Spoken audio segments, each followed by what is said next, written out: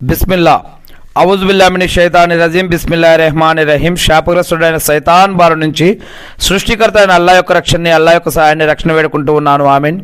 అల్లాహ్ ప్రవక్త ముహమ్మద్ సల్లల్లాహు అలైహి వసల్లం గారిపైన శాంతి సౌఖ్యాలు కురిపించండి వల్ల ఖురాన్లో ఉన్నటువంటి 23వ సూరా అల్ మోమినూన్ సూరా ఆయతులు 118 అవతరణ మక్కాలో అరబ్బీలో ఉన్నటువంటి ఖురాన్ గ్రంథాన్ని తెలుగులో ఉన్నట్లుగా చదువుకుంటూ ఉన్నాము.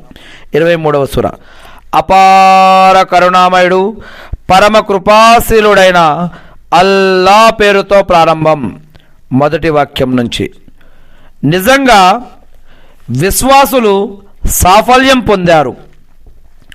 వారెలాంటి వారంటే విశ్వాసులు తమ నమాజులో వారు అనుకవ కలిగి ఉంటారు. వారు పనికి మాలిన వాటిని పట్టించుకోరు. వారు తమపై విధించబడిన జకాతు విధానాన్ని పాటిస్తారు. వారు తమ మర్మస్థానాలను కాపాడుకుంటారు. అయితే తమ భార్యల షరీయత్ ప్రకారం తమ యాజమాన్యంలోకి వచ్చిన బానిసరాళ్ళ విషయంలో మటుకు వారిపై ఎలాంటి నింద లేదు. కానీ ఎవరైనా దీనికి మించి మరేదైనా కోరితే వారు హద్దుమీరిన వారవుతారు. వారు తమ అప్పగింతల వాగ్దానాల పట్ల కడు అప్రమత్తంగా ఉంటారు. ఆ విశ్వాసులు తమ నమాజులను పరిరక్షిస్తూ ఉంటారు. ఇలాంటి వారే వారసులు. స్వర్గంలోని ఫిర్దౌసు ప్రదేశానికి వారు వారసులవుతారు.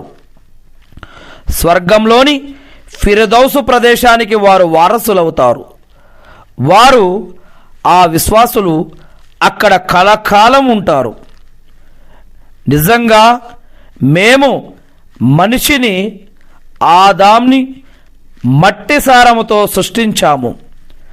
తరువాత అతన్ని వీర్య బిందువుగా చేసి ఓ సురక్షిత చోటులో నిలిపి ఉంచాము. మరి ఆ వీర్య బిందువును ఘనీభవించిన రక్తంగా చేశాము. మరి ఆ రక్తపు ముద్దను మాంసపు పిండంగా మార్చాము. దరిమిలా ఆ పిండాన్ని ఎముకలుగా చేశాము. తరువాత ఆ ఎముకలకు మాంసం తొడిగించాము. అటు పిమ్మట దాన్ని భిన్నమైన సృష్టిగా ప్రవింపజేశాము. అందరికీ